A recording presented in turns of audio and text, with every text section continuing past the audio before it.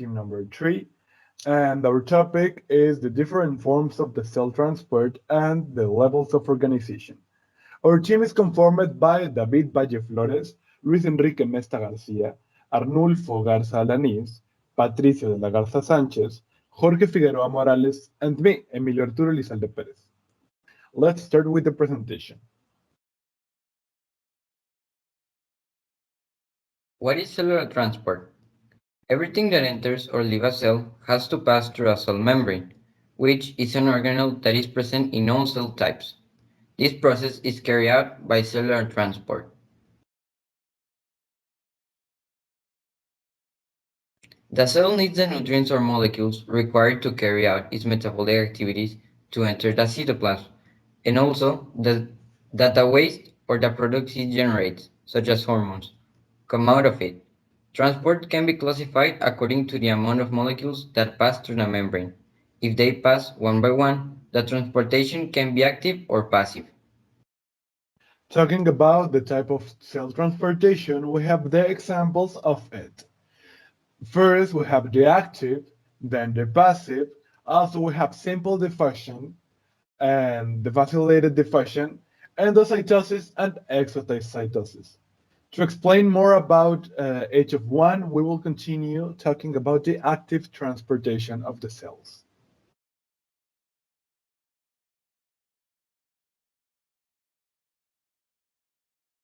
Active transport. This transport spends energy and goes against gradients of concentration. This means that the direction is from an area of lower concentration to an area of higher concentration.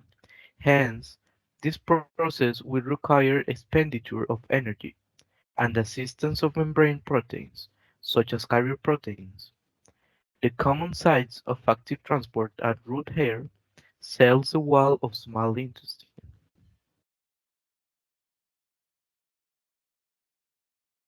Passive transport. This transport does not waste energy and goes in favor of concentration gradient. It can be simple diffusion, facilitated diffusion, and ultrafiltration or dialysis, and occurs when substance crosses the plasma membrane without any input of energy from the cell.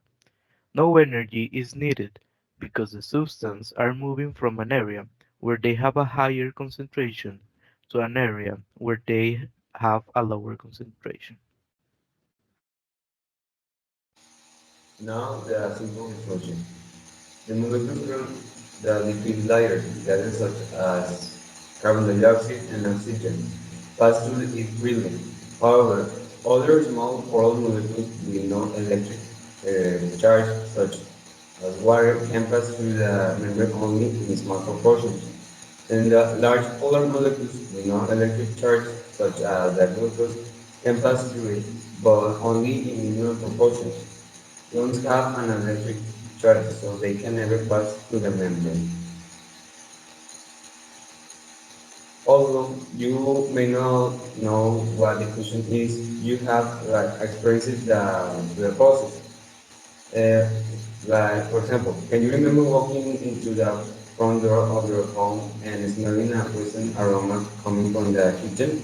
Well, it was the diffusion of particles from the kitchen to the front door of the house that allowed you to detect the door odors.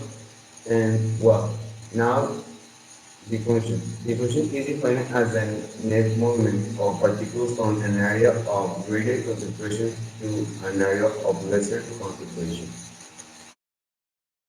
Continuing with the type of diffusion, we have facilitated diffusion.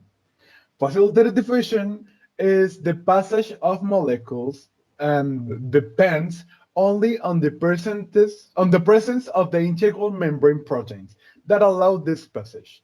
These proteins can form channels or complex transport. Continuing, water and many other substances cannot simply diffuse across the membrane. Hydrophilic molecules, charged ions, and relatively large molecules, such as glucose, all need help with the diffusion. The help comes from special proteins in the membrane, known as transport proteins. Diffusion with the help of these transport proteins is called facilitated diffusion. Here is an example, a drawing of the facilitated diffusion.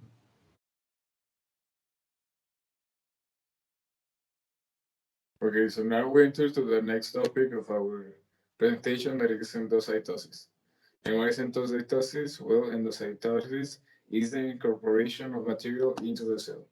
And this can be divided into three.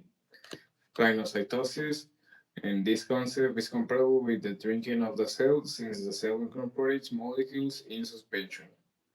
Phagocytosis, this process is comparable with the cell membrane eating of the cell because through it the cell incorporates large quantities of materials and even whole cells. And the other one, receiver-mediated endocytosis, is this one in the is in the cell membrane, and there are receptors to the specific molecules bind, which are then incorporated into the cytoplasm. Okay, so the main difference between these three is that pinocytosis incorporates a little amount of material that the cell needs because it's compared to the drinking. If you drink water, you will drink it in small quantities. I don't think anyone in this person will drink small or large quantities of water instead of eating. Then phagocytosis, like I said, is like eating because it eats practically tons of quantities or large quantities of materials or even whole cells. And the other one, it's the difference is that these ones are through the receptors, and it's not like the process of we think as humans do because it's a process that only has the cells. And here we can see a graphic representation about the tree of the process that I mentioned. Now we will proceed to talk about the exocytosis. That is like the contrary of the endocytosis. Well, exocytosis is the secretion of the material produced by cells. There are actually two types of exocytosis. First one we have regulated, that in this case the cell responds to a signal to release its products.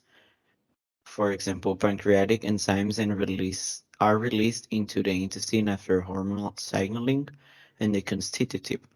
The secretion is constant. The components of saliva are a good example. The oral cavity is never completely dry. That means that the salivary glands function constitutively.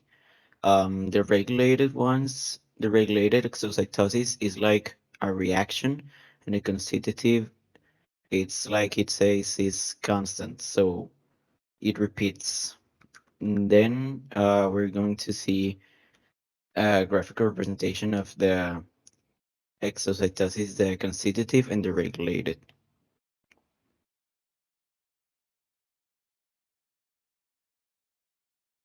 And here is a clear representation of the endocytosis and the exocytosis, which is what my teammate David Valle said. And as we can see, the endocytosis is bringing the materials or the nutrients inside the cell, and the exocytosis is the thing that secretes the materials that the cell doesn't need anymore to the outside of the cell. Now, continuing with the levels of organization. As we described at the beginning of the stage, the components that make up living things and the living things themselves constitute levels of organized complexity. The first level of this complexity organization is the atom. Although, if we are super strict, we could even describe the subatomic level, the atom from molecules and biomolecules.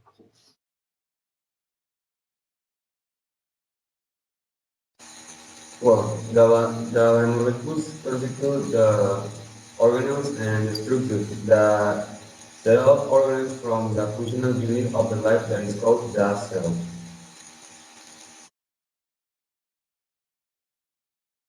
And as we mentioned, a set of cells specialize in a specific function from a tissue. The tissue from the organs and the compound of organs are grouped into systems. And the compound of systems in a multicellular organism, basically conforms an organism or an individual. As we can see, when a group of things that work together get together, then they create a larger thing, such as a tissue. There are a bunch of cells that different types, and they work together and they create tissue. Then the tissues that also work together, they come together, they create an organ, and that's so until the organism is fully complete.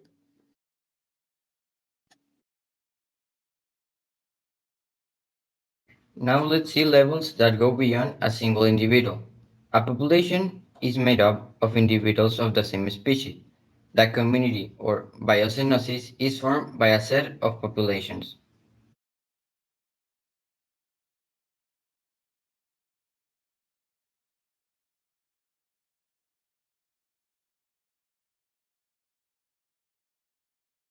The grouping of populations of all domains, together with the abiotic factors, physical environment, constitutes the ecosystem. Finally, the biosphere is the total set of the ecosystems present on Earth. And now here we have a set of 6 references we use to get our information of the 2 topics we explained in this video. And that's all. Thank you so much for your attention from part of the Team 3.